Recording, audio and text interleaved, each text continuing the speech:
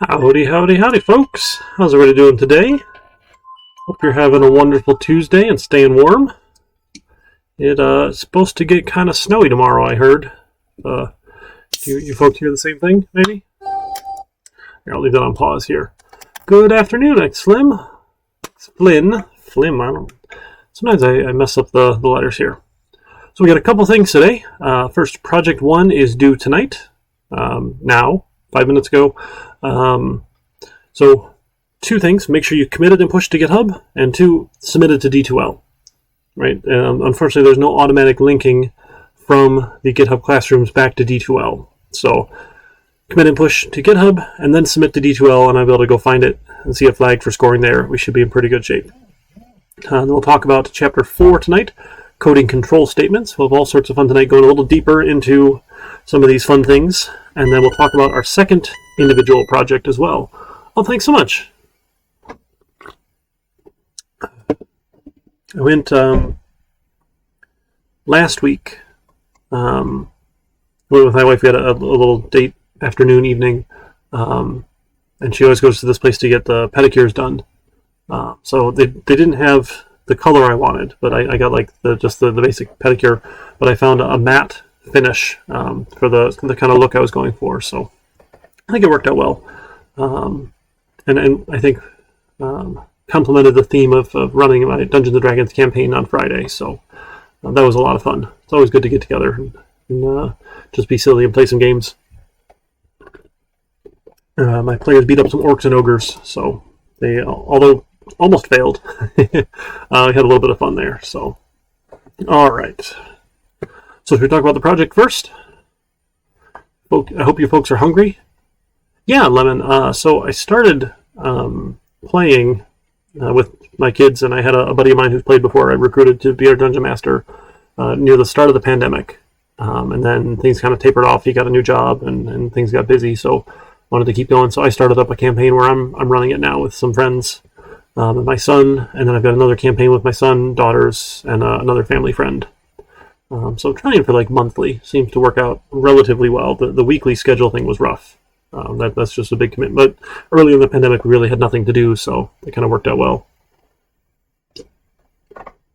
So getting into it, and of course, I saw an episode of Critical Role where Matt Mercer had his nails done in black, and I was like, oh yeah, that's obviously anything he does must be definitely the Dungeon Master look. So.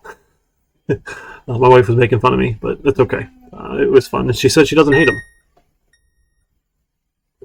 All right, so we'll talk about Project 1 first. Let's figure out what we can do to get the right ingredients for our knishes, for our little knish party, and we'll go from there. Oh, we also have the lab. Shoot, we got to talk about Lab 3 as well. Yep, so we'll do... You want to do the project first or the lab first? I can do either one first. Totally up to you folks, if you want to vote on it. I'm up for either. And then hopefully you saw the note, the college campuses are closed tomorrow, but we're still online, so it doesn't impact anything we do. But anybody who had in-person classes, they're hoping to cancel. All right, vote for lab. All right, we'll do lab first. You got it. Let me fire up. I should have started NetBeans early again. I just rebooted, so hopefully things are a little faster here on the computer. And then maybe this week I will actually order a new laptop. Yeah, 5 votes for lab. Wow. Folks wanted 6 votes for lab. Amazing. All right, that was our number guessing game. We were given some starting pseudocode here in the repository, and we're going to try and modify it from there to work with the guessing game. Okay. So once NetBeans starts up, we'll start up a new project, have them guess that number, we can go from there.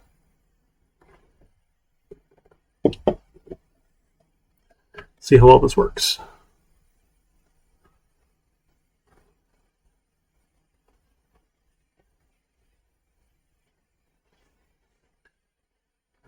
All right, so again, kind of breaking down into these steps, this pseudocode, it's kind of like code, thinking about the process and the flow here. So we'll ask if they want to play, and then pretty much that becomes the loop, right? As long as they want to play again or play, we'll keep on going. So that's our first loop here. And then we'll ask how high of a number they want to guess, generate the random number, looking at this math random thing here, right? So math random times the number we want plus 1 to get to the max here for our math random. and then we need to keep track of how many times they're going to guess. We need another variable that we can start adding to that will track the number of times that they guessed. And it'll happen inside the loop. So I'll ask them to guess the number, and then as long as it's not correct, we'll tell them too high or too low, guess again. Too high, too low, guess again. Too high, too low, guess again. So we got a loop inside of a loop going on here.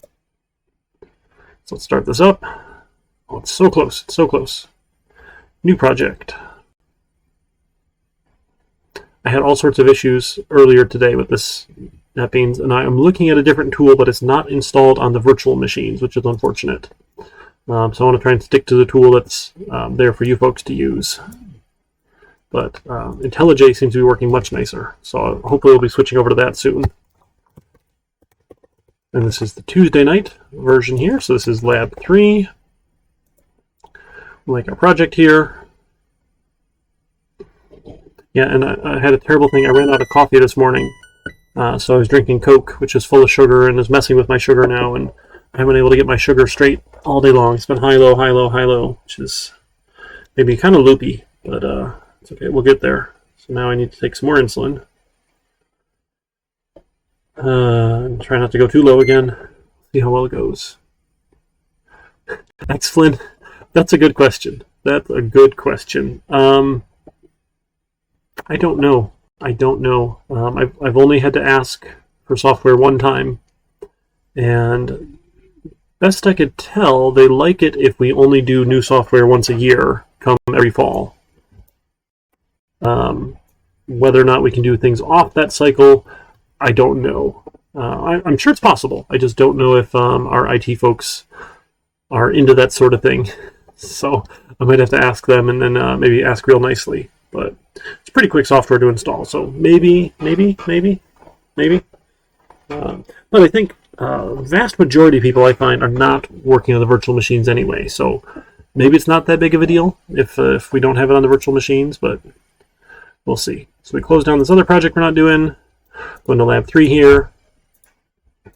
And then I'm just going to copy paste the pseudocode so that I've got kind of these working notes that we're going to work off of. We'll paste it right inside of these curly braces here in main.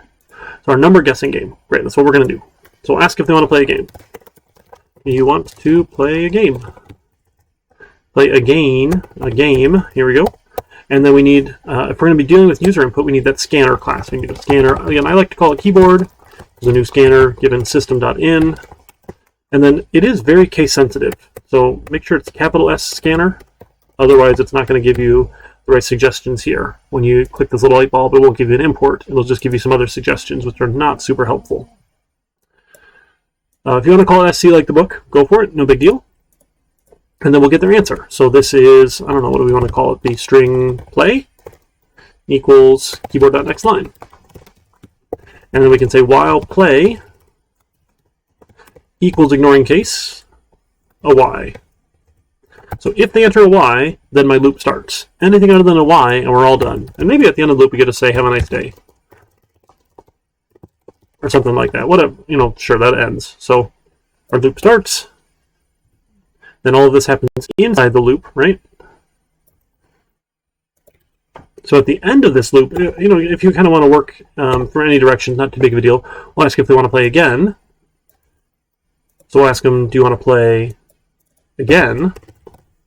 And then we don't need to tell Java it's a string, because play already knows that it's a string. So we can just change the value of play. We're going to say, hey, please assign play a new value of whatever they've typed in. Then we hit the last curly brace, and our loop goes to the end. Once the loop hits the last curly brace, it goes back into the top and says, hey, if this is true, let's do it again. If it's true, let's do it again. If it's true, let's do it again. So over and over and over until they give me something that's not a Y. And again, maybe we should tell them, like, hey, give me a Y or an N. It's always helpful here because users will give you the funniest input. And we're actually going to look at ways we can get around that today and make sure they do give us something good. But for now, this is okay. So sure, they entered yes. Well, now we'll play the game. So now we have to tell them, ask how high of a number they want to guess. A number you want to guess. And then if we're going to get their input, then we need a place to store it. So this is an int for like the max number. It's going to be an integer.parseInt of the keyboard.nextLine. Okay, so take their input. Oh, not that one. Take their input and then try and turn it into an integer with our parseInt function here. Okay, then we'll pick the random number. So now we have a random number. Number is going to equal math.random times the highest max number, right? Max number plus 1. Now the problem is this is not an integer. It's going to tell you, hey, incompatible types, possible lossy conversion from double to int. So we need to tell Java, say, hey, Java, by the way, I really, really, really do want this as an integer here. We just put int in parentheses. This is that explicit casting that I talked about in chapter 3. Right, so we're explicitly casting a double as an integer. It'll lose any decimal place, but that's fine. We don't want a decimal place. Because if you have to guess a number with a decimal value, and there could be up to 15 decimal places, you're going to be real sad. That is not a fun guessing game. Okay, we'll generate the number. Now we need to keep track of how many guesses it takes. So we'll have an int for number of guesses. I'm going to assume it's 1. Right? We're going to start off at 1 because we're going to ask them to guess right now. So we'll say guess a number. Guess the number from 1 to, or 1 to, and then we can just append in here the max number. And probably not a capital there. And then we need a place to store their guess. So again, similar to what we did with max number, we'll have their guess. Okay, ask them to guess a number between 1 and that number, tracking their guesses here. If they guessed it right, tell them they got it right in X guesses. Otherwise, tell them it was too high or too low, and that's a loop. So it's a little bit written backwards here, but that's okay. We're going to translate. We're going to say while the guess does not equal the random number. Right? So if it does equal the random number, the while loop doesn't run, and we're all done, and we can tell them you guessed it right. Sit in number of guesses, guesses. Right? So if they did guess it right, the while loop doesn't run, we told them that. Otherwise, I tell them too high or too low, and it runs as long as it's not a correct guess. Ask them if they want to play again, we got that. So the too high or too low. So then we can say, hey, if the guess is less than the random number, we'll tell them too low. Now, we only have an if or an else here. There's no other case, because if it is the random number, we're not inside the loop. So inside this loop here, it's either less than or greater than. So I can just tell them it's either too low or too high right off the bat, and then I'll ask them to guess again. And I'll do the same thing. I'm just going to copy paste. And again, I don't need to tell Java it's a guess. It's telling me variable guess is already defined. We've already told Java it's an int. Now we're just going to change the value of guess. We're going to say, okay, guess gets a new value of whatever they're going to guess here. The other piece we're missing now is number of guesses needs to increase. Every time they guess, we need to add 1. And again, it's not an int. We'll just say number of guesses. Plus equals 1, or probably plus plus is probably more common. Right? That increment operator. We'll say, okay, it was too low or too high. Guess a number, give their guess, increase the number of guess count, and then the loop stops, goes to the end, goes back up. If the guess does not equal, tell them too high or too low, have them guess again. If they guess the right number, the loop will not run anymore, and we'll tell them they guessed it. Then when they're all done, we'll ask if they want to play again. Just give everything a little format here. There we go. I think we're off to the races. Should we give it a try? So how high of a number do you want to guess? What should we guess up to? Like 1,000,000, 1,000, 100, 10? Up to you folks. You tell me how high. Oh my goodness, my compile on save setting. 457, you got it, Xflynn. Alright. This setting is the worst. Compile on save. I wish I could just turn it off. I don't know how it gets set every time. Alright, let's see. We'll guess a number 1 to 457. Yes, we want to play a game. 457. So guess a number. Okay, LWAC, you said guess 20. 20 is too low. What should we guess next? Maybe something more in the middle. How about like 220? Too low. Okay, so maybe more in the middle of the end. So between 220 and 450. So how about 350? 350 is too high. Okay, somewhere between 220 and 350. So let's look at maybe like 275. That's too high. So between 220 and 275 now. So how about just 250? 250 is too low. So we're between 250 and 275. How about 260? 260 is too low. How about 270? 270 is too high. 265 is too low. 267. Too low. 269. Too high. 268. We guessed it in 11 guesses. Look at that. You want to play again? Yeah, let's play again. All right. Oh, wait. Let's do up to 20. Guess a number 1 to 20. So we'll split the difference. We'll do 10, 15, 13, 14. We guessed it in 4 guesses. We're amazing. And no, we don't want to play anymore. And look at that. It even says have a nice day. All right. So I think we've hit all the things we need to here. I'm going to go commit this to GitHub. Does that part make sense what we're doing? So we got a loop inside of a loop. Right, 1 for the play again and 1 for their number here. So this number of guesses. So every time the loop starts, at the top of the loop, we're saying, okay, you have 1 guess, because we're about to ask them to guess a number. If it's not correct, right, then we go inside of the too high, too low guess again. Every time they guess again, we increase it by 1.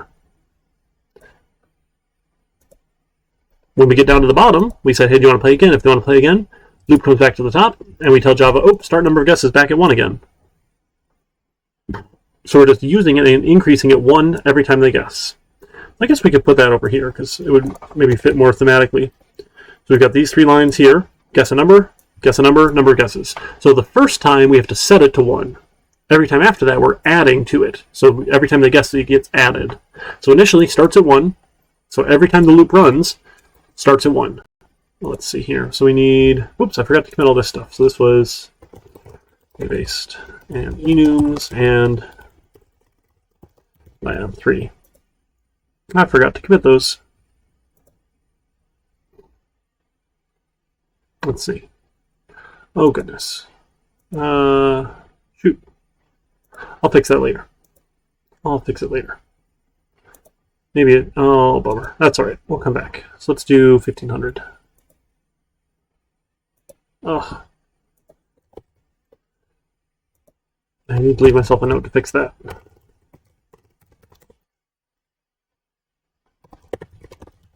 Okay. So here's our lab 3. Looks like it's good here, so we'll commit that. Lab 3. Did it make sense, Bella?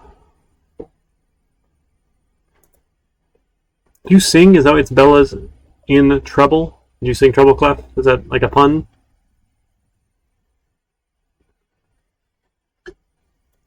I just remember when I played cello, it was bass clef. But I never was much one for singing. Alright, so now let's do the project. Sound okay? So we'll do project 1. Play 5 instruments. Wow, I could manage the cello, and that was it. That's about all I could do. I'll walk. I have to not say that 3-letter word. Alright, I'll give you a 5-minute timer for that. Of not saying that particular word. So by 6:28, I'm free, okay?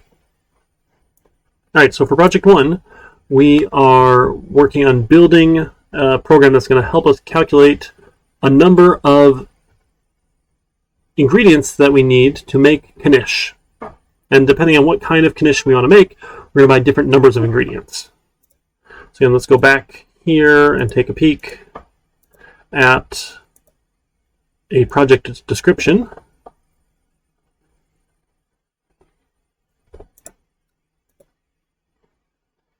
And see what it says. I'm trying really hard to make sure I don't say that word. That's a tough one. That is tough. Okay. So we're going to ask a user for their name, and we're going to use their name in everything beyond that here. Okay, so we can start with that. So we're going to need a scanner.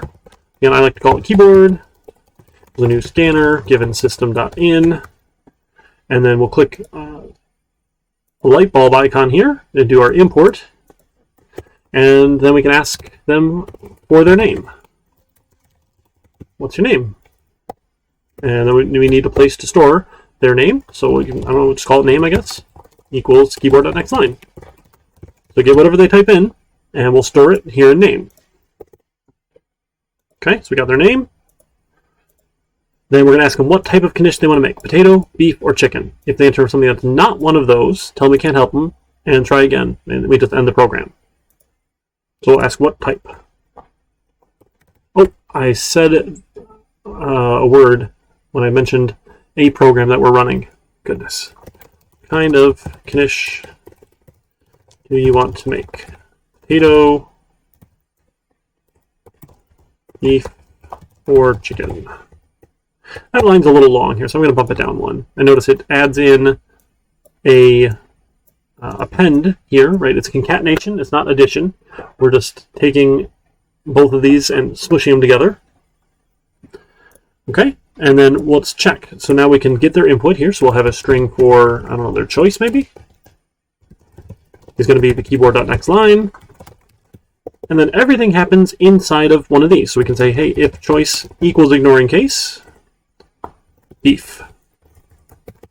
And then if it's not that, else if the choice equals ignoring case, how about potato? And if it's not that, how about else if it equals chicken? It's going to bother me that's out of order now, so I'll do beef. I'll do potato, beef, chicken. And if it's not that, else, don't know how to make that. Try again. Right, so we'll just tell them, right, we can't help them, try again, the program does end. So this is our default case. So if it matches this, we do this. If it matches this, we do this. If it matches this, we do this. If it's not this, this, or that, if it's not potato, beef, or chicken, we just end. We give them a nice little message, tell them we don't know how to make that, please try again later. Okay, so then inside of that now we can do, all right, we need to buy, we need to know how many people are coming to their party. Okay, so we can ask them that here too. So we'll say how many people are coming to, because otherwise we're going to have it repeated 3 times. And that's no fun. So how many people are coming to the party? And that needs to be an integer, right? So we need a number of people or number of guests.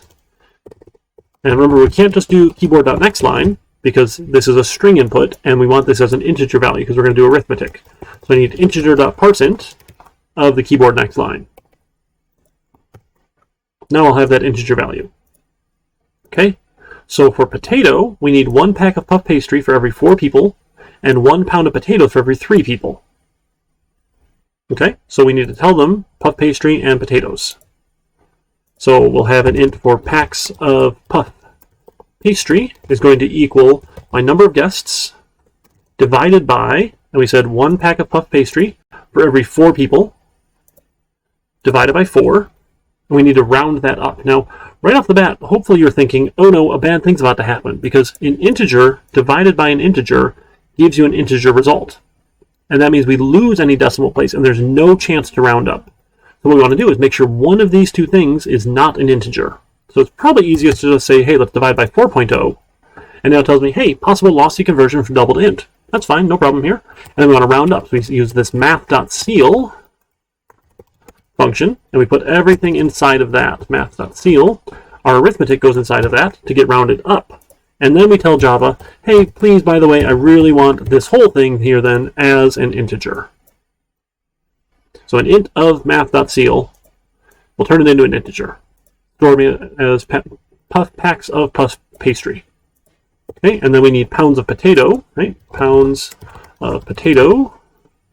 Now this was 1 pound for every 3 people. And then we can tell them you need to buy, packs of puff pastry. And we go down a line, packs of puff pastry and pounds. Let's go down a line, pounds of potato. Okay, so that one should do the trick here. Oh, I said the word. Oh, I think I'm free though, right? That was 5 minutes. That was a difficult one, Elwack, to not say the word the. I think I did okay. How many times did you catch me saying it?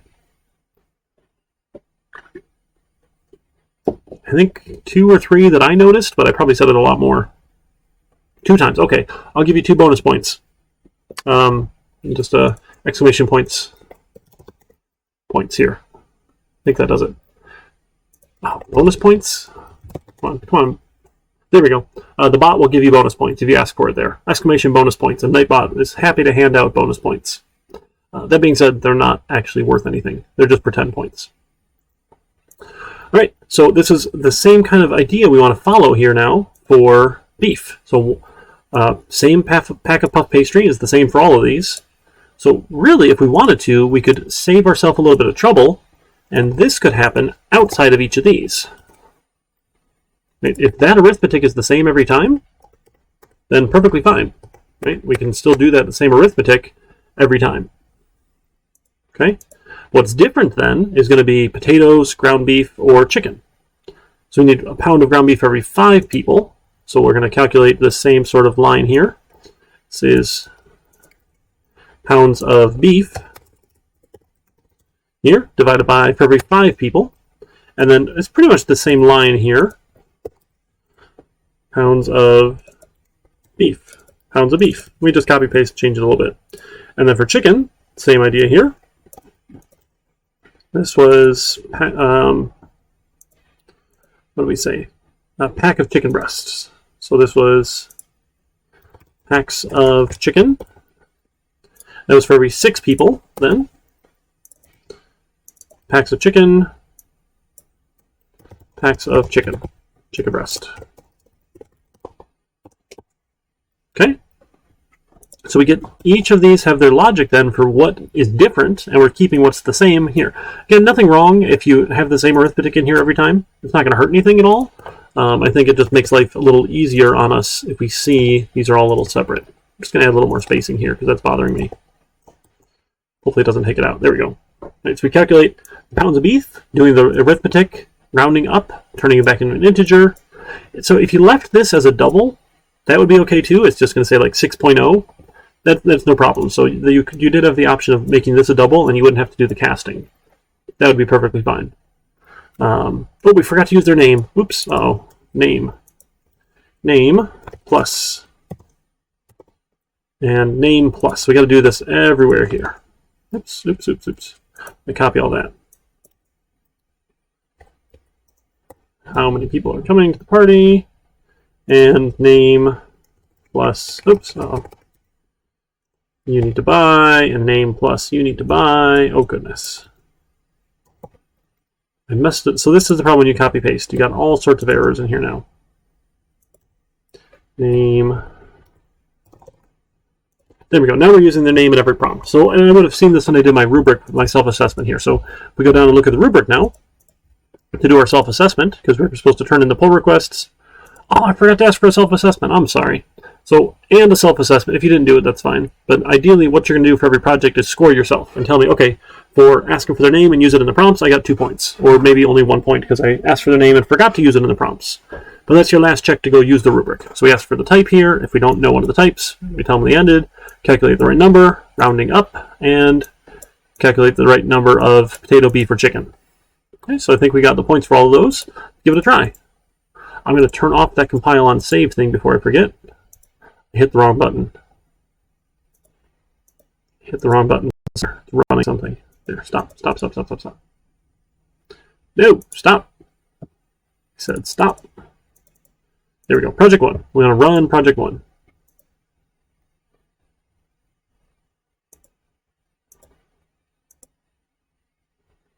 All right, so what's your name? Eric. What kind should we make? Should we make potato, beef, or chicken? What do you folks think? Up to you tonight.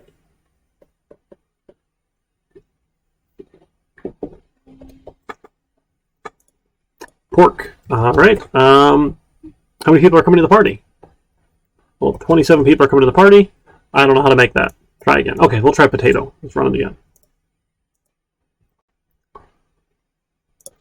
All right, Eric, what kind of Knish? We're going to make potato. And how many people are coming to the party? We'll say 27 people are coming to the party. So 7 packs of puff pastry, right? 7 times 4 would be 28. So that looks like we have enough there. And 9 pounds of potato, right? A pound of potato for every 3 people. Puts me right at 27. Right, perfect. I think the arithmetic checks out here. Looking good so far. Should we try it with like a sad party? We'll do it with a sad party. Let's make some beef knish this time with have 1 person. So rounded up is 1 pack of puff pastry and 1 pound of beef. 1 pounds. Oops, we didn't pluralize very well, but that's okay. 1 pack. So the 1 person sad party, still the math checks out, right? Which is good to check to make sure our rounding did what we're supposed to do. That makes sense? All right, so for project 1, we'll get this one committed.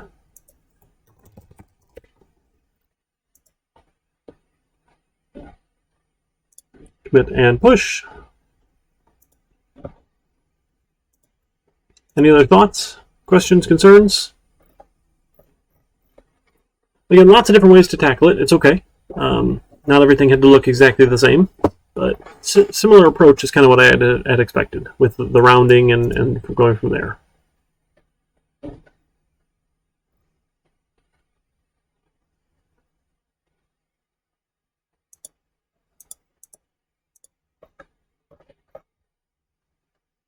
All right, no questions from chat. That's okay. No worries. So let's go ahead and close this one down, and I'm going to start up a new project. Call this one Chapter 4. Now, Chapter 4 is one of my favorite chapters, although I do say that about a lot of the chapters. This one is all about control structures, which is super fun. So how do we make code do what we want it to do, make choices, loop the right way we want it to loop, and all sorts of that good stuff. So we've looked at basic while loops already, and we've looked at some really basic if statements as well. So now we're going to start expanding on that and trying to be a little bit more complex with some of what we're doing. So we got a little more tools in our toolkit to solve problems, things that'll make our life a little bit easier, a little cleaner here as well, that we can work through. So we've looked at a couple operators, right? This idea of these relational operators. So we had a random number, right? Random number, math.random. Nope, that was not. What is it doing? Math.random. There we go. I don't know, like times 100 plus 1. So give us 1 to 100. And then we could do all sorts of fun things. Well, yep, as an int. Sorry, as an int. Math.random. This order of operations is also important because if you do an integer of math.random, you immediately have 0 every single time. Because remember, math.random is a number between 0 and not including 1 with a decimal place. So that will always immediately round down to 0. So you have to make sure you're doing your multiplication first, and then possibly any addition that you want to do with your integer casting last. So all of this happens inside the parentheses to make sure it happens first. Right, so then we have these relational operators. Operators. I can say, hey, if the random number is less than 42, or less than or equal to 42, or greater than 42, or greater than or equal to 42, or not equal 42, or does equal 42. Right? You got all sorts of fun options here. So we got equals, you have not equals, you have greater than, and equal to. I don't know if I need to spell all those ones out, right? Because you can find all those. You can say, okay, if any one of these is true, let's go for it. And we can check all sorts of different values. So generally, we use these with our numeric values. It's going to make the most sense here. Right? When we deal with strings, you don't want to use this double equals operator anyway. Technically, you can do less than and greater than for strings. It's just super weird and not generally very useful. It checks each letter to see if each letter is less than or greater than based on the Unicode value of the character. So remember we looked at like an individual character. Was it like 69 was a capital A? I want to say, or was it capital E? I think it was a 69. 65 is A, that's right. So a capital A is less than a capital E because the Unicode value is less. So again, doing less than and greater than in strings is kind of weird. But you can if you want to. So those are the relational operators. Now, what gets to be more interesting here is I can start combining these relational operators here with what we'll call logical operators. So logical operators let you combine these statements, and they're super handy. So we want to think of what might be a good example here. So let's do, how about this? A random number is, let's do times 3 plus 1. So this will give me a 1, a 2, or a 3. We can say, hey, if the random number is equal to 1, right? And so our notes here, so 1 will be rock, 2 will be paper, and 3 will be scissors. Here. So then we'll ask the user as well. So we'll say, hey, let's play rock, paper, scissors. Enter 1, 2, or 3. Or how about 1 for rock, 2 for paper, or 3 for scissors. Sure, why not? We can tell them that. I mean, really, we can enter any sort of values here, but this is okay. They can pick those values here. And then if we're going to be dealing with user input, we need our keyboard, our scanner. Keyboard equals a new scanner, given system.in. And then we want to add our import. Okay, so we'll pick a random number for the computer, and then we'll ask the player to do something here. So then we'll ask them. So again, we can do integer inputs, probably fine here. So we'll have an int for the user. Pick is an integer.parseInt of the keyboard.next line. Right, now we want to compare them. So this is a little harder than the basic rock, paper, scissors where the computer was always rock, because now it depends on if the computer is something and the player is something. So instead of random number, let's do, so don't just rename it here. Like if you retype it here, you have to go retype it everywhere else, which is no fun. So right click on it and go to refactor and rename, and we'll say this is the computer pick. Or maybe throw is better, but that's fine. So if the computer pick is 1, that means they're rock then. So if the computer is, do you want to do the win conditions first or the lose conditions first? Or we could do draw first, actually. That's probably even easier. So if the computer pick is equal to the user pick, we'll just tell them you tie. And then how about we do all of this in a play again, right? So we'll say while we have a string for play. I'm just going to set it to y here. So we'll say while play equals ignoring case y, because this way they're going to play at least once here, right? And then we'll ask them, do you want to play again? Play again. And then, y or n, give them a little suggestion here, and then play can equal the keyboard.next line.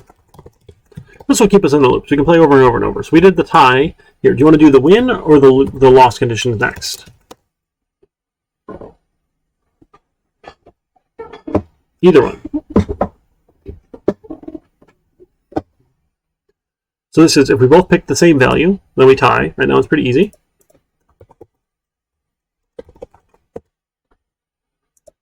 So win or losses? Which do you want to try and pick out our combos? Win. Okay, so let's do the user pick first. So if the user pick is equal to rock, now to combine these expressions together, we have a couple logical operators. The first one is and. We'll say ampersand, ampersand. This is the and operator. So if the user pick is 1 and the computer pick is equal to 3.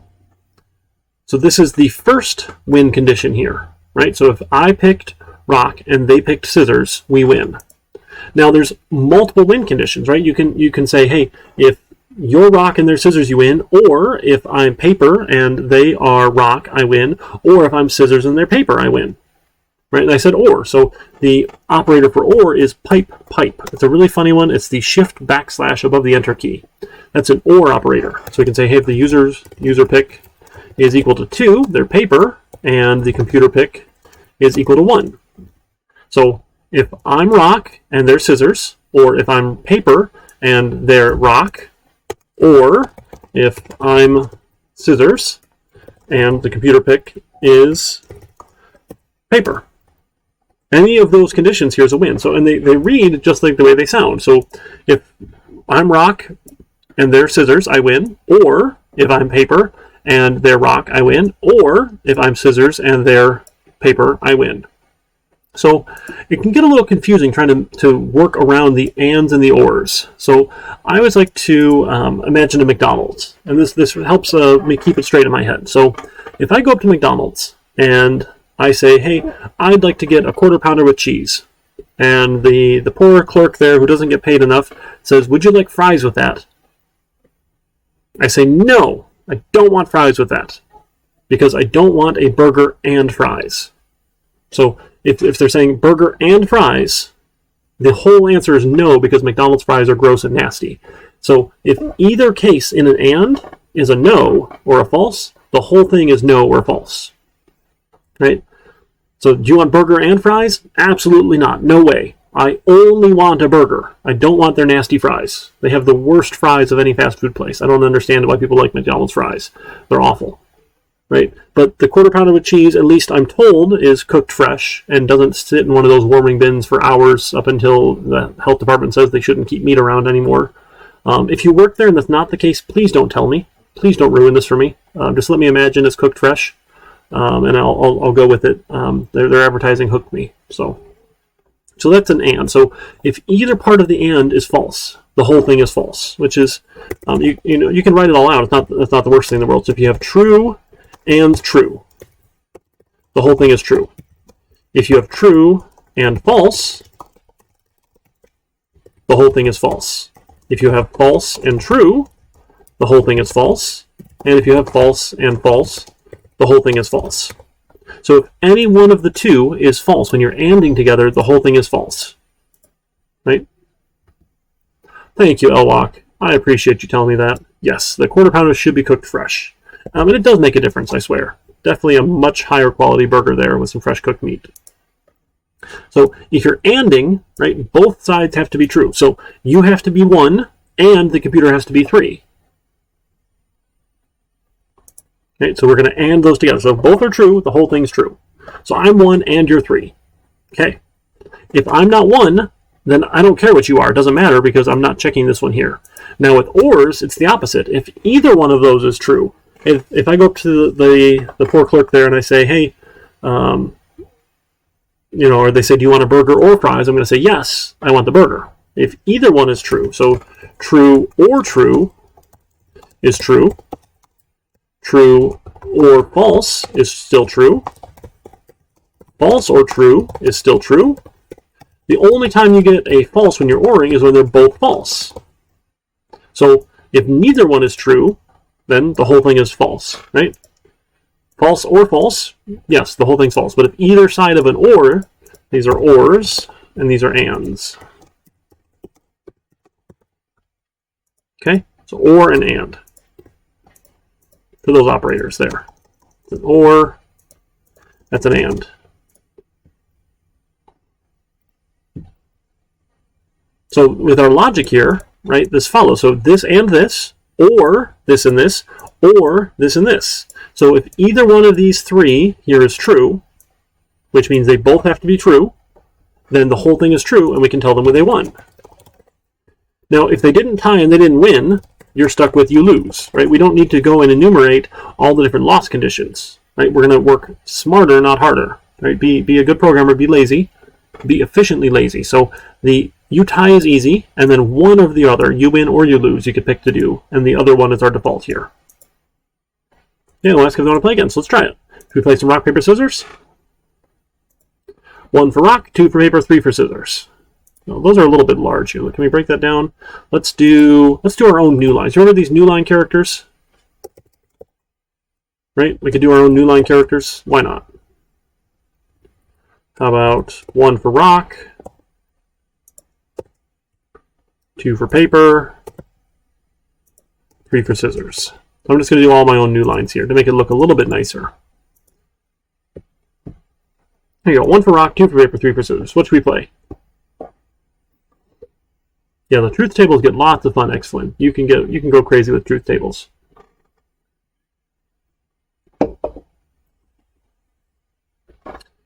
Let's try rock. All right, we tied. Yeah, let's play again. Let's do rock again. All right, we lost. Let's do rock again.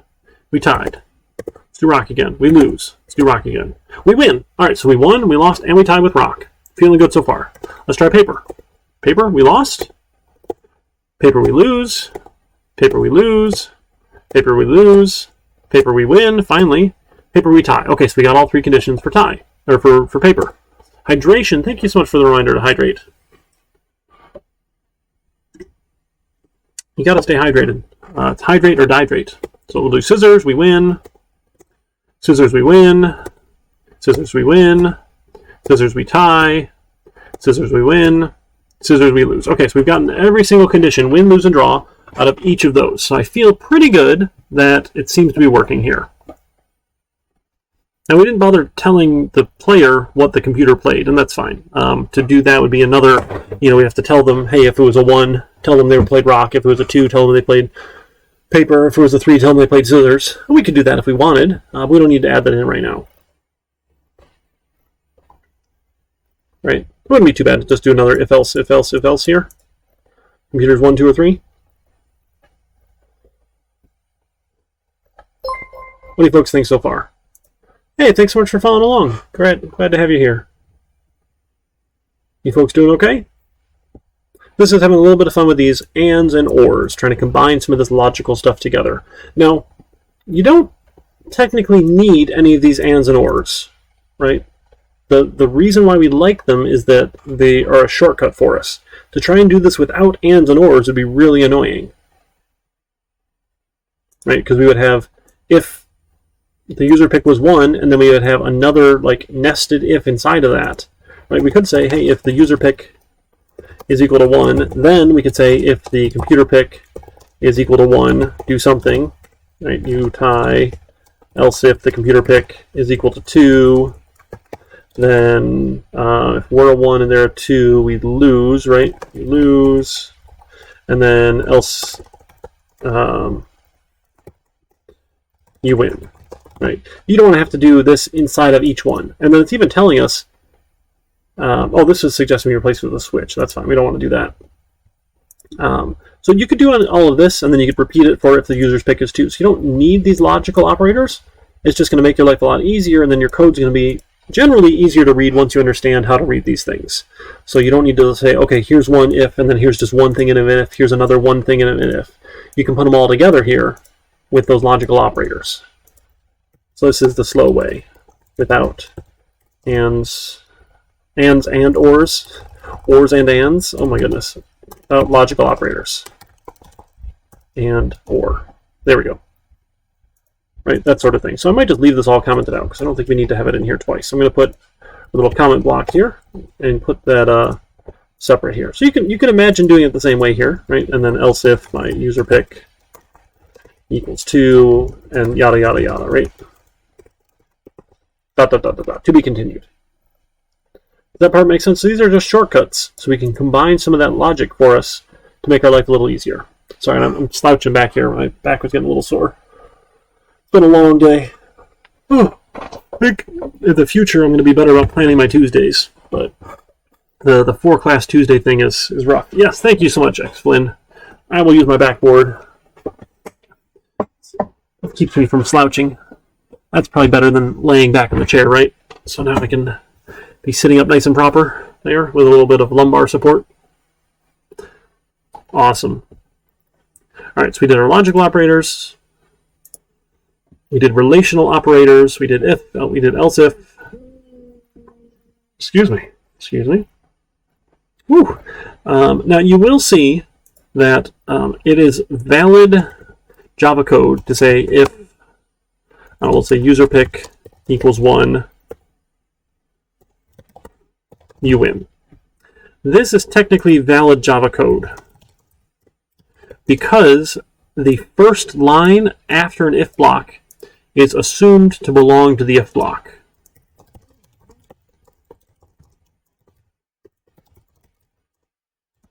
So this is fine. Now what happens though is if you do a second line here,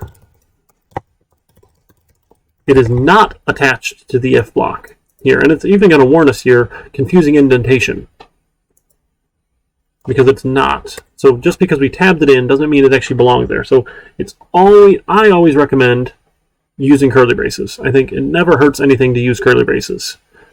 Because, did I tell you about the Safari bug long ago? Some poor developer over at Apple did this sort of thing.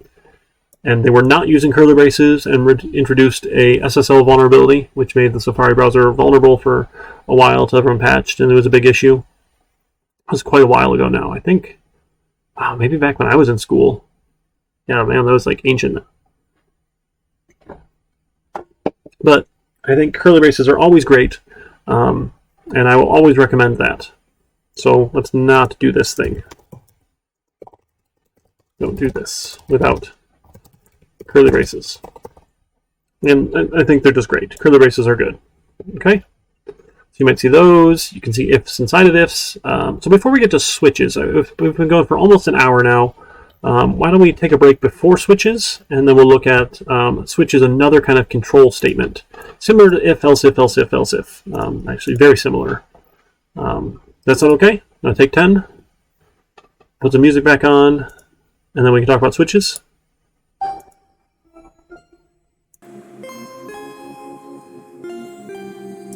Alright, cool. So let's do 10 minutes.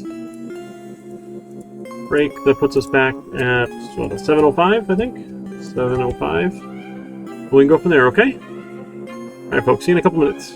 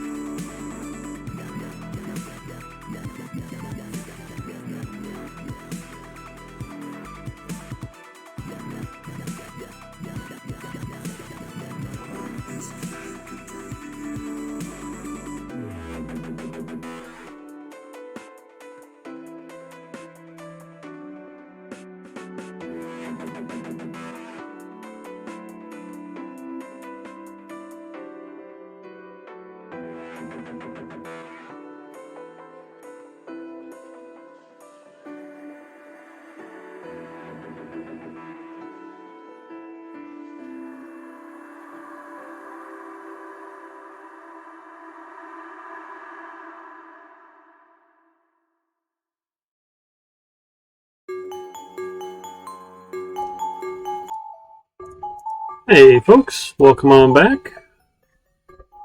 Oh, I think we got another like 30 seconds or so. Got excited with the break in the music there. We'll just let that one fade out real quick.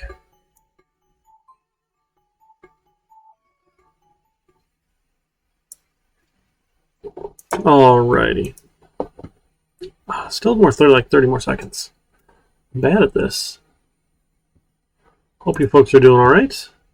So we're going to talk about the rest of Chapter 4, and then we'll get into Project 2. That sound like a good plan? So I'll leave this up so we can do Project 2 in a little while here. Okay, so I think I've got all of our stuff committed here for 1500. Yep, cool. So we got stuff committed. We're synced. So those are all out there so far. All right, so now we're going to look at a switch. A switch is another way of doing this sort of, hey, should this run, or should this run, or should this run, or should this run? It's a control statement. It's a way to control which part of our code runs.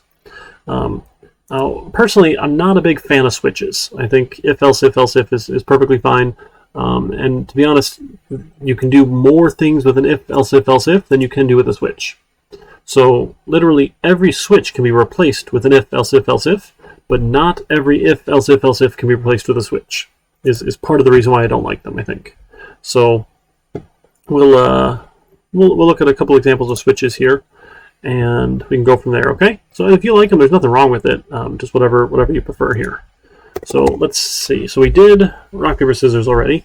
Let's come up with say we're going to do like if we wanted to figure out what game we want to play.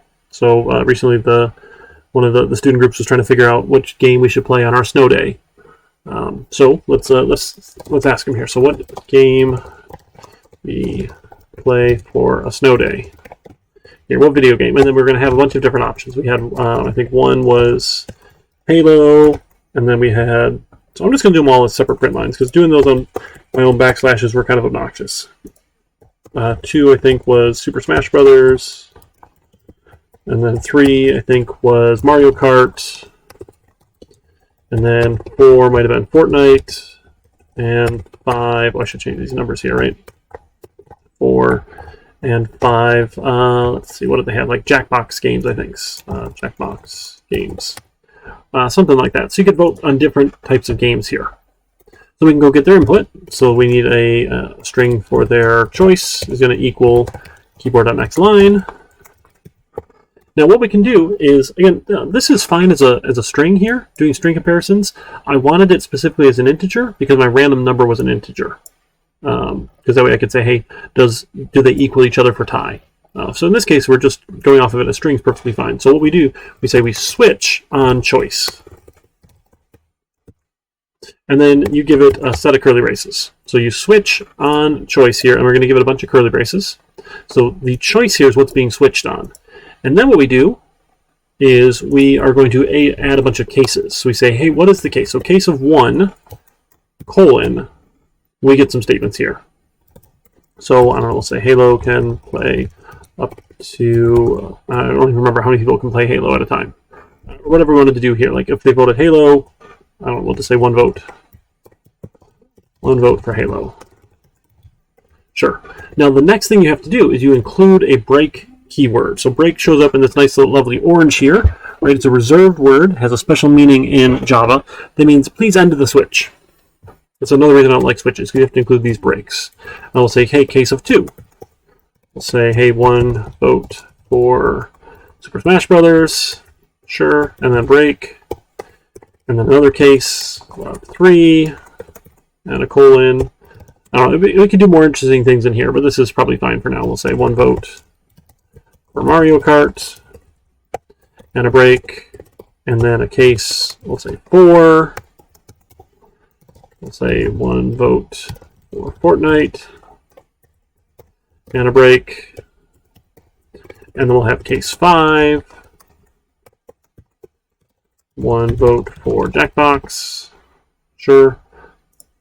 I'll fix that typo and a break. And then, if you have this if else, right? Your last else case here, right? A lot of times we'll call the default case.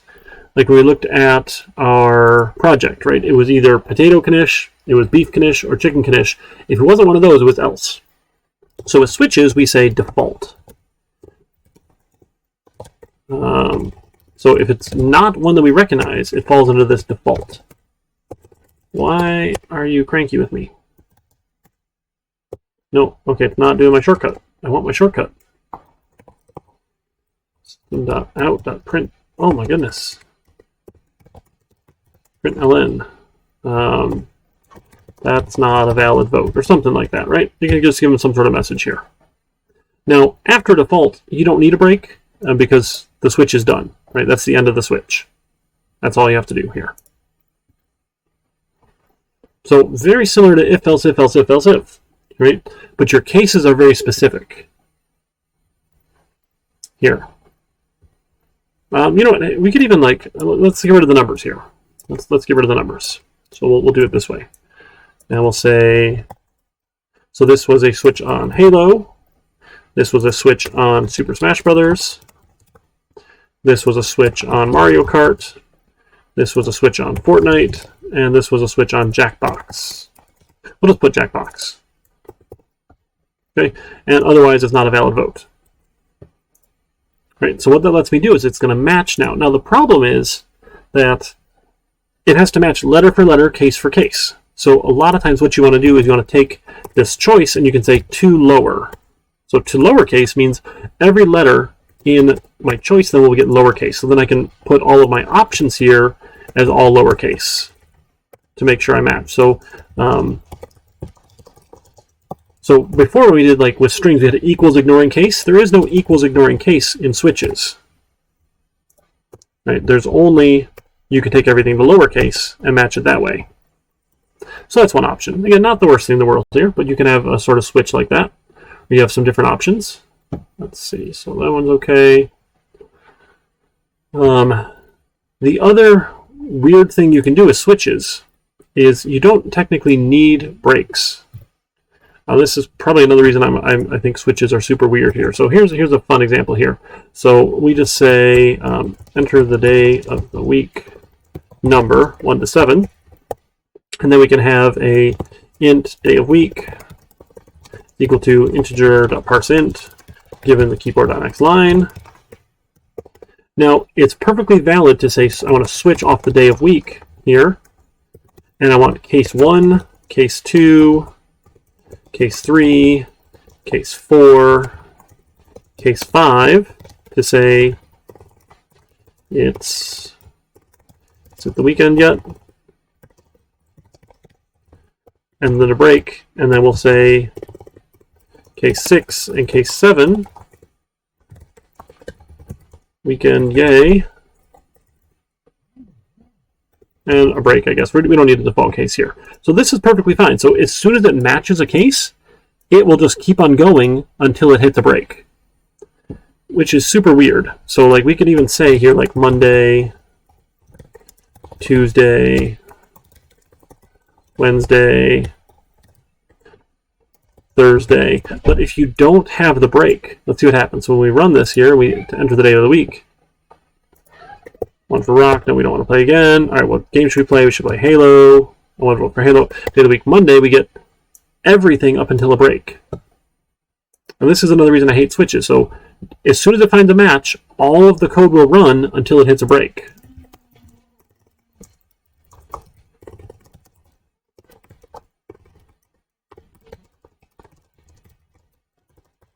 So break is really important here. Now, that was kind of interesting because like we didn't need to have all these in here.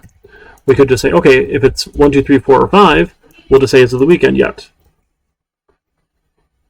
So sure, but again, with an if-else if, we get to say, hey, if it's less than 1 and greater than 5, that sort of thing. So I find switches tend to be a little bit more annoying, but that's just my preference here.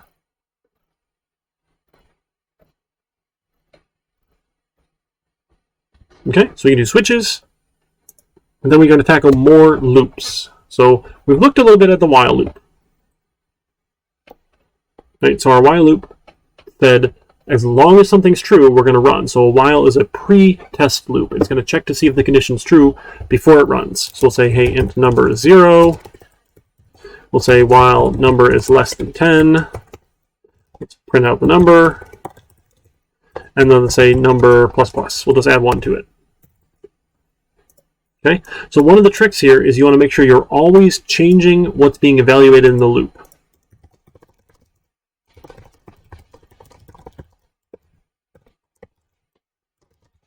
So if the thing that you're evaluating here, like number less than 10, if you're never changing number, you're likely to get stuck in an infinite loop. So you want to make sure somewhere in your loop you're changing that number. Again, this one's not super interesting. I will just spit out the number 0 through 10. All right, 0, 1, 2, 3, 4, 5, 6, 7, 8, 9. Once we print out 9, 9 turns into 10. 10 is not less than 10. This becomes false, and the while loop stops running. Right? That's what we've done with the while loop here.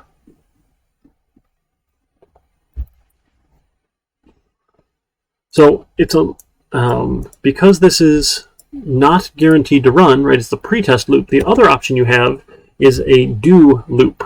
So a do loop, which again I have issues with, but I'm a rather particular person, is guaranteed to run at least once. It will do something once, and then while something is true, we'll keep running. So we can say do. We can say what is it? Int. Let's declare a number up here. So int another number is 0, and we'll print out the number, another number, and then we'll take another number plus plus. And then, so we are going to do this, and then at the end of the do loop curly brace, you say while another number is less than 10. Now, the entire reason why I hate do loops, this here says there's a semicolon expected. A do loop ends with the while and a semicolon. Semicolon. Like, WTF. For real. Why do we have a semicolon here? I have no idea. Bothers me to no end. Because you don't have a semicolon in a while loop. You only have the semicolon in the do loop. But it does the same thing, but it's guaranteed to run at least once. So do loops are nice in that if you're going to do something at least one time, you can use the do loop to make sure it runs at least once. What I tend to do is just set the value. Right, we get the same results here. I just make sure the value that gets set, like when you set number to 0, starts off so it's true, to avoid having to do a do loop because of this stupid semicolon. So I had years and years and years ago, back when I was in school, I was working with loops and learning loops and doing some sort of thing, and we were supposed to do some sort of assignment, and I wrote code like this. I said, okay, while number is less than 10, semicolon, curly brace, system print the number, number plus plus. Now, NetBeans is smart enough to tell us there's an empty statement after while. It's not an error, it's not red, it's not going to keep us from running it. So if we run this here, we do 1, we do no, we do 1 and 1. It's just stuck forever. It's running, nothing's happening. Program's still running, right? It's in an infinite loop. Because, thanks to Java being friendly here, same idea with a if and a while, right? The if, this is technically valid here. You don't need the curly braces. Same with the while loop. You can have a single line while loop. Well, it turns out a single line while loop is this. A semicolon means empty statement. That's your line. This set of curly braces is no longer associated with the while loop. I hate it. I hate it. I hate it. I hate it. I hate it so bad. So that's why I don't do loops, because you have to put a semicolon after while, and then when you're doing a while loop, you put a semicolon in, and it screws everything up. It's awful. So they're there. I will probably never, ever, ever, ever use them again, unless you ask me to, because they will always mess me up and remind me of that time in undergrad when I spent like 2 hours trying to figure out what was wrong, and it was literally a single semicolon was right here. It was like 2 hours of my life wasted because of a single semicolon. It was pretty sad. I'm not going to lie. So, do loops. Similar, now these are called post-test loops. Right, it tests after running. A while loop is a pre-test loop. Tests before running. Okay, do those ones make sense? So, do loop versus a while loop. Similar ideas here. But again, they both do the exact same thing for you. Or you can make them at least both do the same thing, right? Either one should work okay. Then we got one other kind of loop that we're going to talk about, and then that's it for the chapter. You folks are amazing. Okay, I lied. There's 2 more things after that. But then we're almost done. I promise. You folks are doing great. So we got one more kind of loop, and then 2 more things we'll talk about, and then we're done. Okay? What do you think? You doing all right so far tonight? I know it's a lot.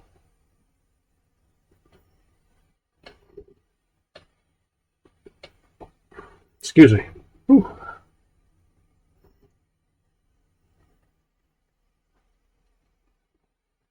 Oh, my sugar's still too high. What is going on? My friends.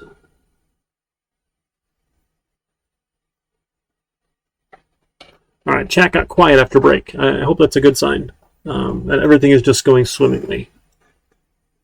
Let's see, let me take a little more insulin here. Oh, it is giving me more automatically. This thing is kind of cool sometimes. Maybe.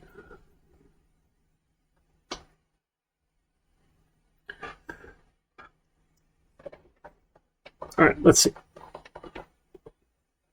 All right, so one more kind of loop here, and this is one of my favorite kind of loops here. Is it called a for loop? And the idea with the for loop is we're kind of simplifying some of this. Let's make sure we don't get an infinite loop. So for loop says for, and then it's crazy. We get 3 sections. You get the initialize, you get the test, and then you get the update. So our initialize says for int count is 0. Here, so we're going to start up a new variable. We're going to call it count. It's going to start up at 0. And then what's our test? Well, our test is going to be as long as count is less than 10. And then what's our update? We're going to say count plus plus. Let's update count by 1. Then we get a set of curly braces. So this happens first. This is the condition, just like a while loop. This is the update, typically what we would have had like at the last line of a while loop. We can just output count. When the loop gets down to the bottom, it goes to the update first. Then it goes to the test. So it runs the update section, then checks the test. Right, or the condition, right? Or how about condition? Condition. We'll call the loop condition, right? So just like a while loop, it might not run, but you're like setting up, generally you're setting up the value right here, and then you're testing it or checking it, putting your condition right there, and then you're updating it. So it puts everything into this loop header here, so that it makes it really hard to forget to update your value so you don't get stuck in an infinite loop. So while loops are really nice if we know how many times something's going to run. So again, just like these other ones, we'll get 1 through 10 back out. Should be pretty nice and easy, or actually 0 through 9, sorry. 0 through 9 each time. Not going to want to play again. Put 1. There. Right, we get 0 through 9 for the for loop. We get 0 through 9 for the do loop. We get 0 through 9 for the while loop. So generally, anytime you have a for loop, you can replace it with a while loop. You cannot always replace a while loop with a for loop, though. So one of the really cool things you can do with a while loop here, this is called input validation. So if we're going to say, hey, what do you want to have for dinner? Do you want to have pizza or do you want to have burgers? Right, so we can say, do you want for dinner? Pizza or burgers? And then we'll get their input here. So their string for, I don't know, we'll say dinner is going to be the keyboard.next line. Next line. What I can do with the while loop here is I can say while dinner.equals ignoring case, pizza. Now this gets a little bit funky here. So we want to say, hey, as long as they have not given me that. Hey, thanks so much for sharing those bits, Walk. That's awesome. You're donating to the Student Scholarship Fund over at the University of Michigan Dearborn. That's the RIP emote. Uh-oh. Is that a bad cheer here? So we're saying, well, it's not pizza. So I want this not is another logical operator. So the exclamation mark is not. So it's not. It flips the result. So not true is false, and not false is true. So we say, hey, if it's not pizza, and it's not burger, equal ignoring case burgers.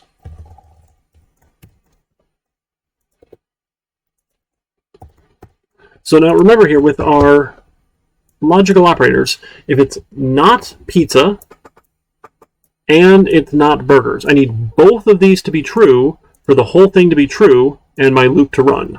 Oh my goodness, what did I do? There we go. So if it is pizza, not pizza's false, false and something, the whole thing's false, the loop never runs. So we're going to keep them in this loop here. I don't know, we can tell them unrecognized, recognized input. Try again. And then we'll reassign dinner again.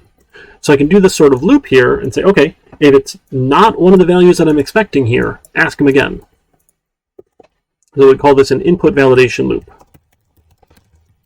So it keeps you inside the loop. You cannot get out of my loop until you give me either pizza or burgers, one of the inputs that I'm expecting here. And we can try it. 1, 1, 1, 1, 1, 1. What do we want for dinner? 1. What do you want for dinner? 1. What do you want for dinner? Pizza 2. Unrecognized. Pizza. All right, and we get out of the loop. So we can use this sort of loop here to validate that we get input. We can do this all sorts of things. So if you have a list of possible strings, we're just saying if it's not this on my list, and it's not in the list, and it's not this. So it gets a little bit wordy here. It's not terrible. If you're dealing with numeric input, like, hey, enter the time that you want to show up here between 6 and 10. Okay, if it's less than 6, so we can do that. So we'll do that. Enter time between 6 and 10. And then we'll have an int for their time. It's going to be an integer.parseInt.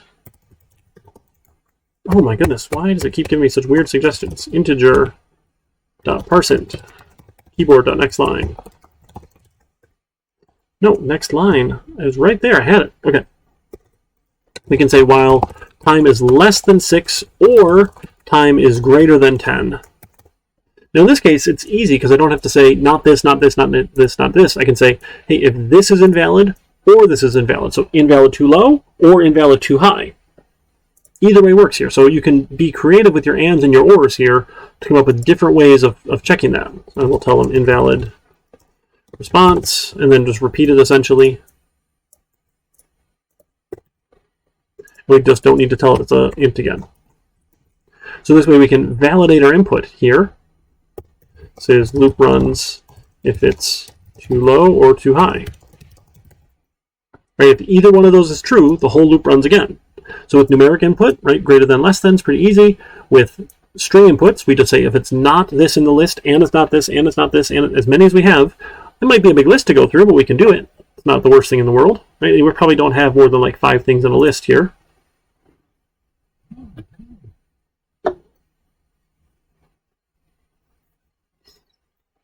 How you folks feeling? That part make sense? Oops, sorry, what am I looking at here? Looking at the wrong thing.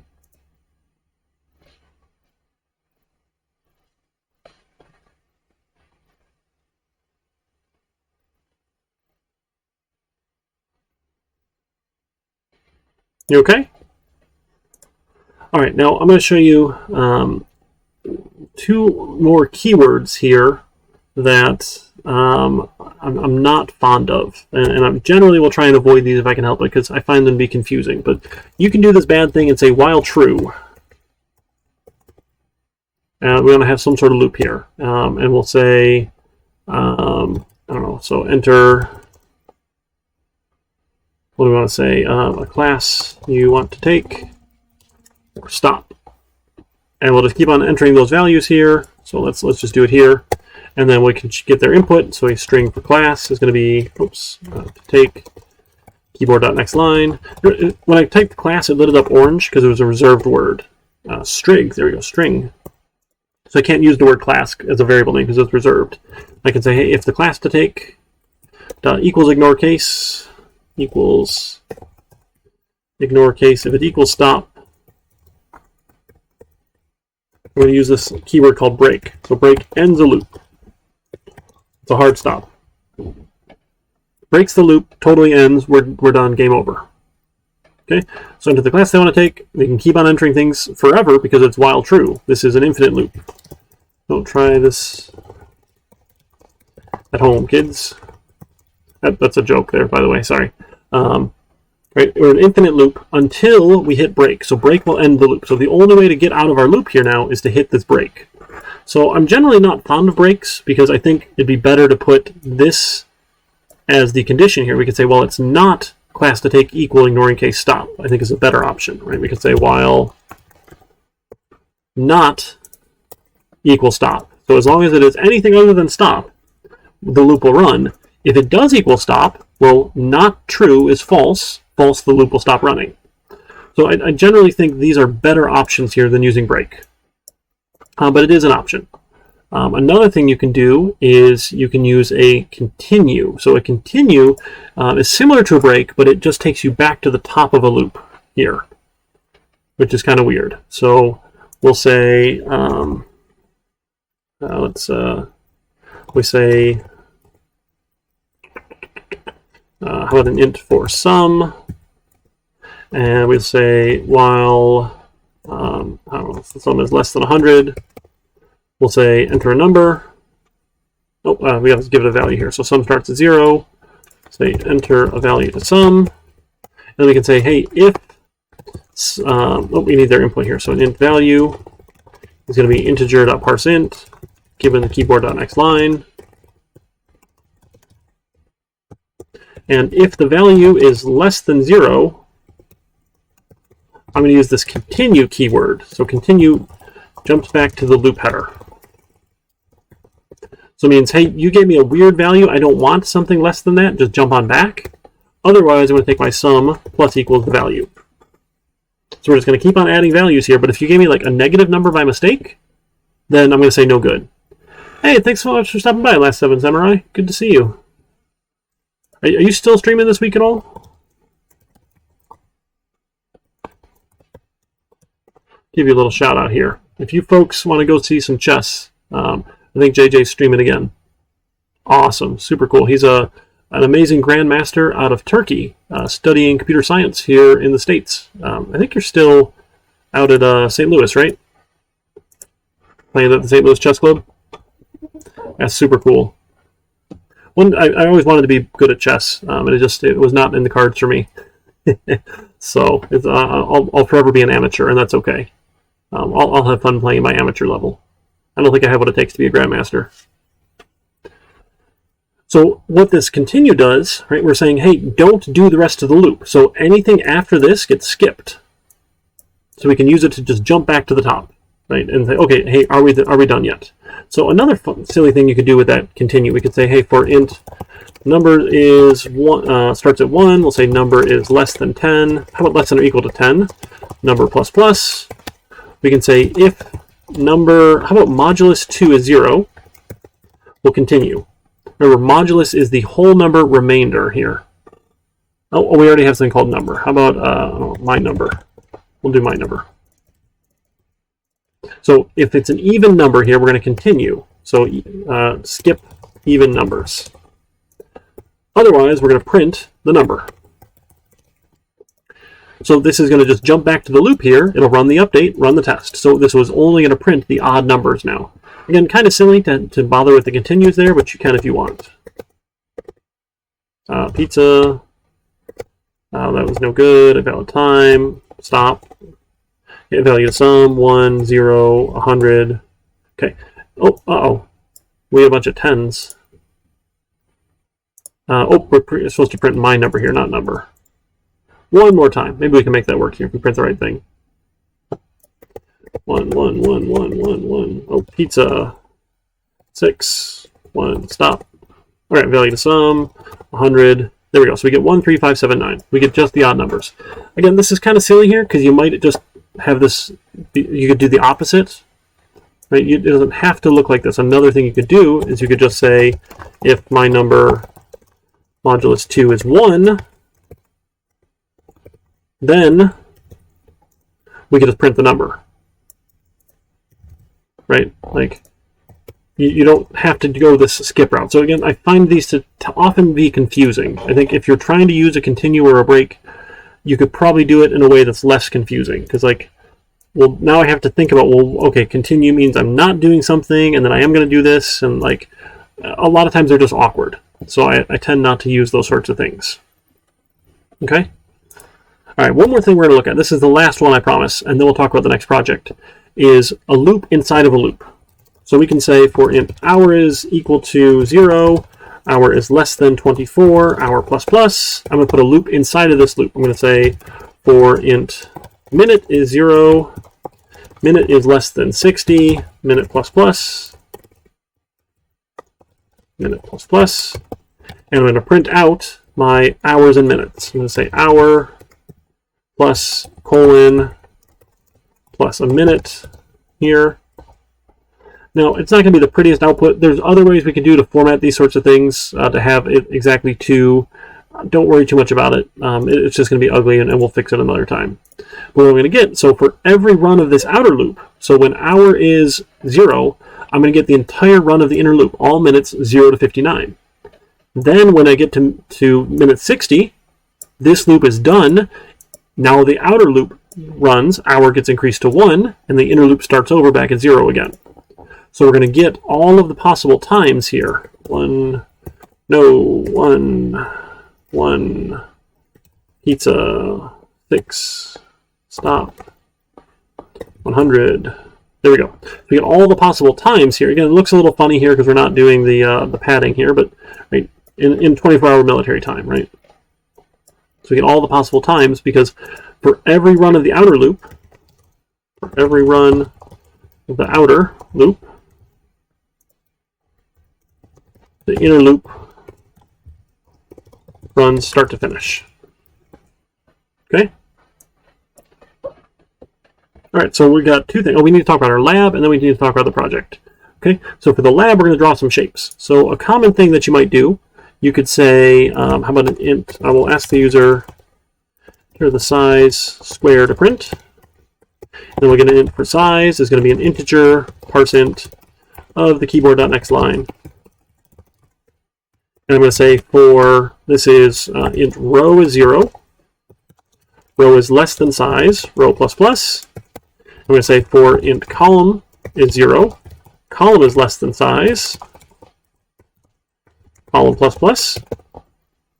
I'm going to print, and now I'm going to use print here, not print line, because for every column, I don't want to go down another line. I just want to keep going. I'm going to print a star. When I'm done with every column, then I want an empty print line to go down to the next row. So if you tell me you want a 10 by 10 star, I'm going to print out 10 stars and 10 stars and 10 stars and 10 stars and 10 stars and 10 stars and 10 stars and 10 stars and 10 stars. Oops, I hit stop too soon. I meant to do a number there. 1, 1, 1, 1. Now pizza, and then 6, and then stop, 100. Okay, enter the size here. So 10 by 10 now I get 10 stars, 1, 2, 3, 4, 5, 6, 7, 8, 9, 10, by 1 row, 2 rows, 3 rows, 4 rows, 5 rows, 6 rows, 7 rows, 8 rows, 9 rows, 10 rows. So 10 by 10. I get a 10 by 10 star. Okay? Does that part make sense? So a loop inside of a loop.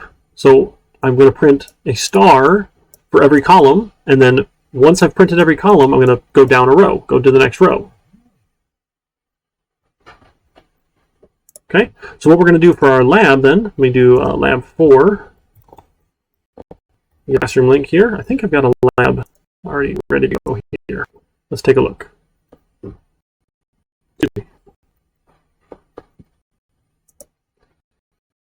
Lab 4. This is loops. We do next week, the 8th at 6 p.m. I think we're doing 10 points for labs, right? I think that sounds right. I can change it if we need to. Labs. This is a lab category. You're going to turn in text. And I think I've got, yep, I got lab 4 here. Look at that. Lab 4. Let me copy the invite link. So please submit the URL to the feedback pull request. Okay, thanks, Lemon. I think I'm doing 4 points per lab in another class for reasons, and I forgot. So usually I do 10 everywhere, but some people are like, well, the project was worth 10 and the lab was worth 10, and then we forget about the weighted categories thing, and then if it's confusing, I apologize. I can do a little bit nicer at that, so if we need to. All right, so we're going to expand on the shape printing. Nested loops. So ask the user if they want you to print a square, a rectangle, or a triangle. If they don't enter one of those, them in a validation loop until they enter a valid shape. Right, the little validation loop. So if it's not this, and it's not this, and it's not this, tell them you gotta give me one of these things. Okay. So for square is done, right? For rectangle, ask for the length and width. For triangle, ask for the height. So for a triangle, we're going to do a right angle triangle here. So think about a little triangle here. So if I say size 5, I want 1 star, and then 2 stars, and then 3 stars, and then 4 stars, and then 5 stars. Right, that sort of thing. And I think I can maybe do this format. I think that'll format a little bit nicer here as block quote. No, that's not what I wanted. Here we go. This, I want code. Okay, I think that'll format a little bit nicer looking there as that code thing. Okay? And, why is that block code? Whatever. Length and width. Okay, so then you're going to print the shape. Print the correct shape. Height, the correct shape. So square is already done for you. Already done. See, and let me commit that here. So here's more loops. More loops. Oh goodness. Hang on, that added some garbage up here. No, I don't want that. I want to remove that line. I don't even know what that even is. Remove junk. Okay.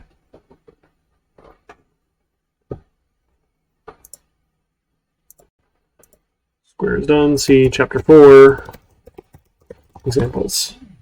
Stretch. Thank you so much, Alok. Yep, gotta get that stretch in. Whew. All right. Oh, awesome.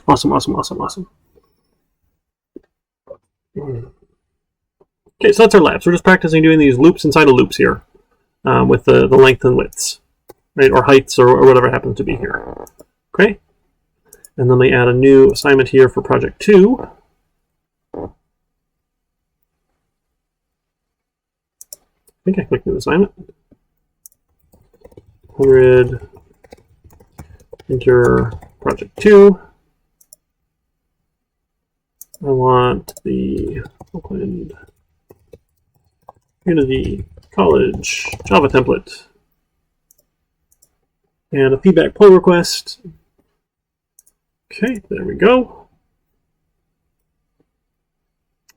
Project 2, there we go.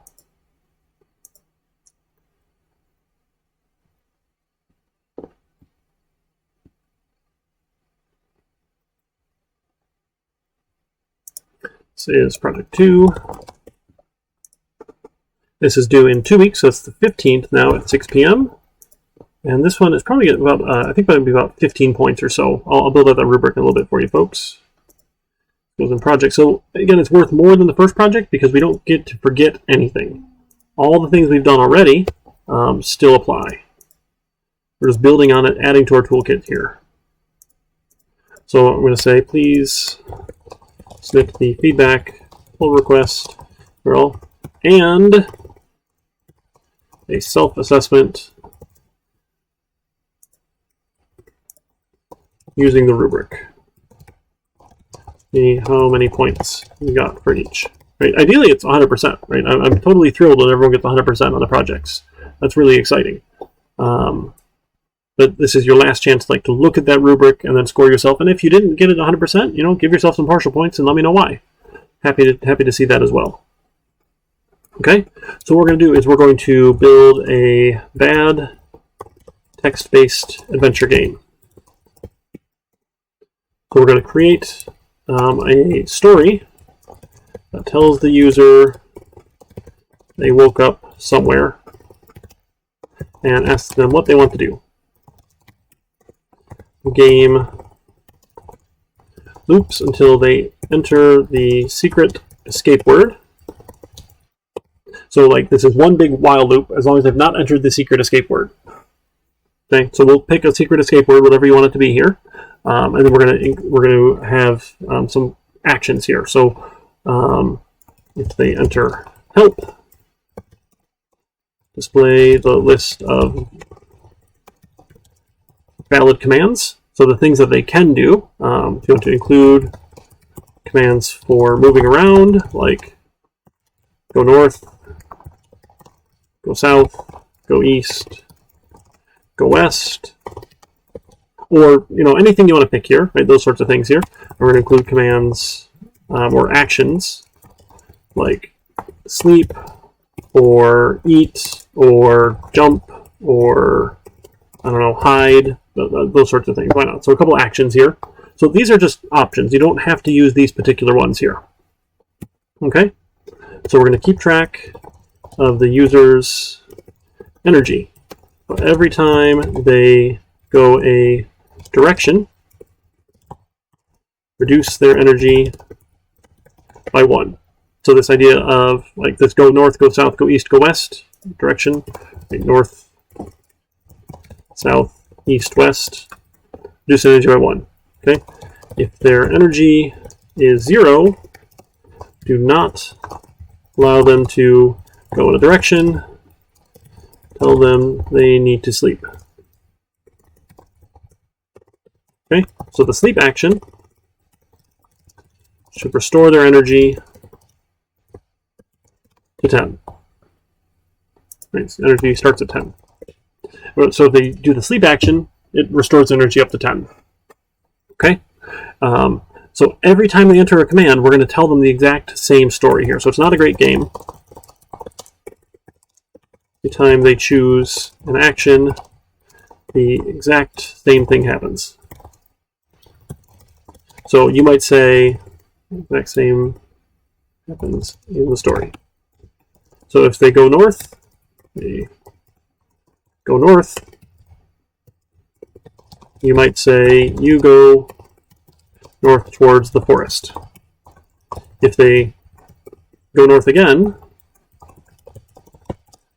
then you say, you go north towards the forest. Right? Every time. So no matter what happened, right, we're not keeping track of anything other than the energy here. There's anytime it's north, you go north to the forest. You go north to the forest. You go north to the forest. Every single time. This is our terrible tribute to Zork. So if you Google Zork, you have the Wikipedia page for it. It's actually online, which is insane. This was an original text-based adventure game, which was much smarter than ours. Ours is super basic. We're not even doing anything interesting at all. But just a quick little tribute here to Zork. Okay? So you can travel directions, you can have actions. We're going to keep track of their energy. If they enter a command that we don't recognize, tell them they can't do that. Right, so help is a command, the 4 direction commands, and the 4 action commands are the minimum of what we're looking for. So like sleep, every time you sleep, every time they say eat, you eat your biscuit. Whatever, you eat some dry old biscuits, you eat some dry old biscuits, you eat some dry old biscuits. Jump, like you jump and try and grab the tree and you miss, or anything like that. Any of those actions, the same thing happens over and over and over again. Okay? And then we'll also keep track of the number of moves, actions, valid moves, actions they take. Once they escape the game, tell them congratulations. Congratulations. It took X turns to get out. Right? So this idea that we're counting all of their turns every time. It's like, I go north, there's a turn. I go north, there's a turn. I go north, there's a turn. I go north, there's a turn. As many times as I want until I get bored. Once I enter whatever the secret escape word is, like Zork, I don't know, then it'll say, congratulations, it took you 4 turns to get out of the maze, or get out of the game. A terrible game.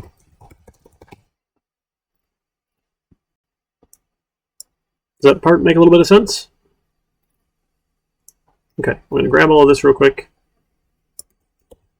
put that in a notepad real quick, because it doesn't let me see this when I'm building the rubric, which is the weirdest thing ever. I don't know why it does that. So we save that, and I'm going to come back and add the rubric in a second. I don't want to lose anything.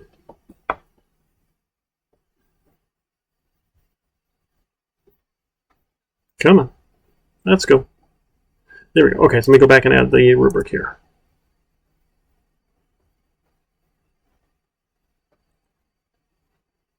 So it's essentially a big loop, right, where we're looking at different commands here and doing different things based on what they say. And then we're tracking a couple variables inside those loops. And we got a validation loop. It's not even really a validation loop. Yeah, until they do that, that escape word. Yep, so let's make a new rubric. So it's for project 2.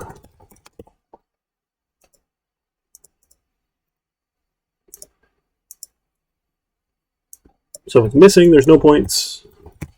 If it's complete, there's points. So we're going to have 4 direction commands. We're going to have 4 action commands.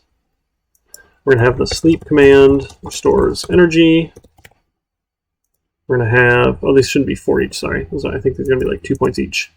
Can't use a direction command if energy is 0. And we're going to track the number of turns spent in the game. Only valid actions count, right? So if it's that invalid, you can't do that, or help, don't count that. Now we'll have the help command turns. It displays a list of valid commands. And the game runs until they enter the escape word. Okay, well, I think we're fine. We'll call it 14 points. I think is fine here. We'll do 14 instead of 15. Is that okay? And I think that's all of the things we're looking for here. This is that overall score. I wish I could get rid of that. Okay, so loops until they enter the escape word. We got help. We got the 4 movements. We got the 4 actions. We keep track of their energy. Sleep restores their energy. 4 action commands. Can't use it. We track the number. Yep. And the game runs. Okay. I think we're good for the rubric here. So just 14 points for this one here. That sound okay? So you got a lot of work just using loops, tracking a couple variables here. Nothing too complex yet. This one's a little longer, just in terms of there's more things to look at here. But just a bunch of if-else is mainly how you go about it. You can use a switch if you want to use a switch. Got a couple choices there for how you want to tackle this one. Okay? That sounds like a good plan? This thing is awesome. There's a place you can play it. I think it's right here. No, that's the image. Shoot. There is, oh, where is it? It's a website where you can play it. Right here. It's playable in Tor browser. Is that it? Oh, come on. I want the Zork online. The help command is what's going to tell them the like all the possible, hey, go north, go south, go east, go west, jump, hide, sleep, fight sort of thing here. Can play Zork? What? I don't want to download it. What is going on here? No, I want to play it online. Play it online. Just play it online with no download. I don't, that's an ad. I don't want that. That's really obnoxious. Click this link to play Zork.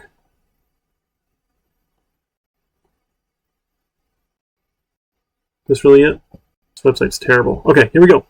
Welcome to Zork, Release 13, west of house. There's an open field west of a White House with a boarded front door. There's a small mailbox here. A rubber mat saying, welcome to Zork, lies by the door. You could say, like, open mailbox. You open the mailbox, you're filling a small leaflet. Take leaflet. Taken. Okay? I don't know, can we open door? Door cannot be opened. Okay, how about go east? Door's locked. There's evidently no key. Tell a dad joke. You got it, X-Flynn. So this is Zork. You can play it online. It is hilarious. But this was like an early game here. Why didn't the vampire attack Taylor Swift? She had bad blood. I probably should get that joke, but I don't. Was that a song she did or something? Okay. What do prisoners use to call each other? Cell phones. Ooh, that one's kind of bad. All right, one more, excellent. How do you make a Kleenex dance? You put a little boogie in it.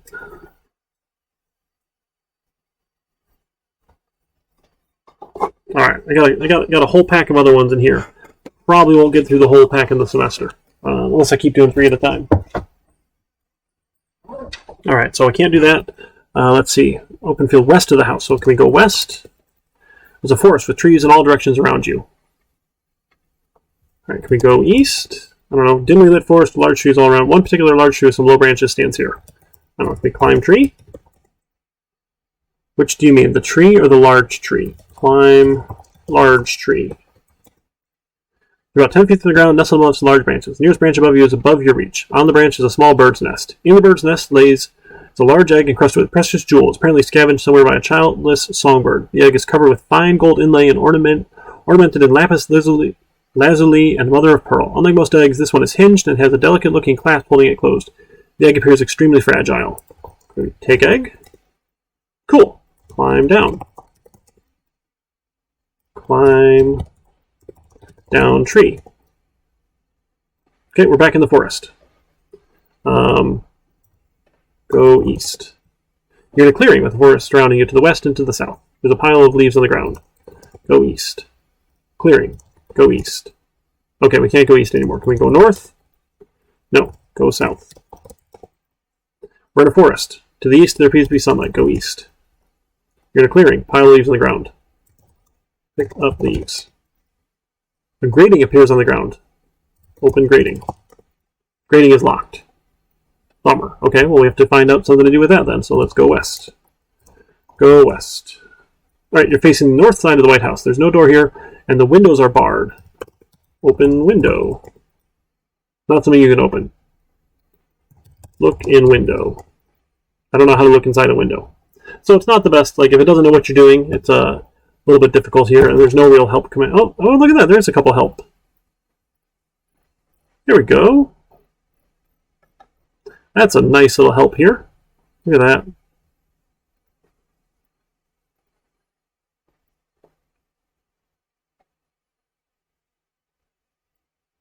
So take, put, drop, or actions, north, south, up, down, sorts of things, objects, adjectives, prepositions, sentences, ambiguity.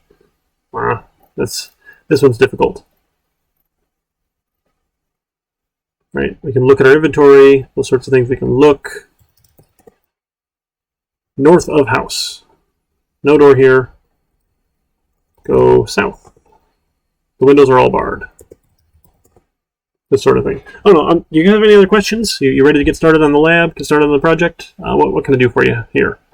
I have to remember how to play this game. Does it go east? Again? Can we go east more? Behind the White House. Oh, there we go. There's a window. So now we're behind the house. We find the window. Open window. Open the window far enough to allow entry. So go in, I don't know, go in window? What should I do at the window? Go enter window. Okay, we're in the kitchen of a White House. Table's been used for preparation of food. Passage leads to the west, and a dark staircase can be seen leading upwards. To the east is a small window which is open. On the table is an elongated brown sack smelling of hot peppers. A bottle sitting on the table. The glass bottle contains a quantity of water. Go west. In the living room, there's a door to the east, wooden door, strange Gothic lettering to the west, appears to be nailed shut. A large oriental rug in the center of the room. It's a trophy case. Battery-powered brass lantern is in the trophy case. Open case. Take lamp. Took the lamp, okay? There's an issue of U.S. News and Dungeon Report, dated 8/26/04 here. On the hooks above the mantelpiece hang an elvish sword of great antiquity. Can we take the sword? Read paper. This version of Zork is imported to Inform the original MDL. Look at that. Look how fun that is. Like, inside the game, they're doing this little nonsense stuff here. All right. Have you folks had enough fun? This sort of thing? Can we save our game? Look at that. We can even save a file here. Wow. It's going to save it as a cookie? That's super cool. Let's call it Zork. Why not? Okay. That's pretty exciting. Anyway, so let's call it a night. If you've got questions or concerns, things you want to work on, let me know. I'm happy to hop on some screen sharing sessions with you folks.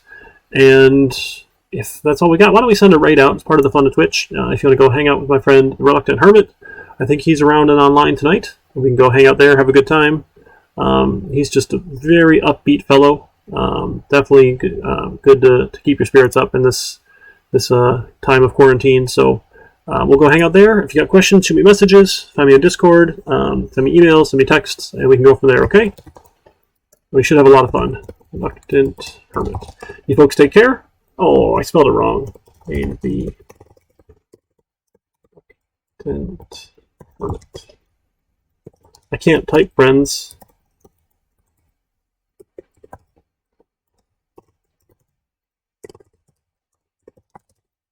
Okay, I am failing at this so bad here. Let's see. This is how we spell it here. Reluctant? I think I was spelling it with an E. That's my mistake. Hey, there it goes. All right. All right, folks. We'll head over that way. You take care. Let me know what I can do to help. And you folks have a great week. Stay safe in the snow. Take care, everybody.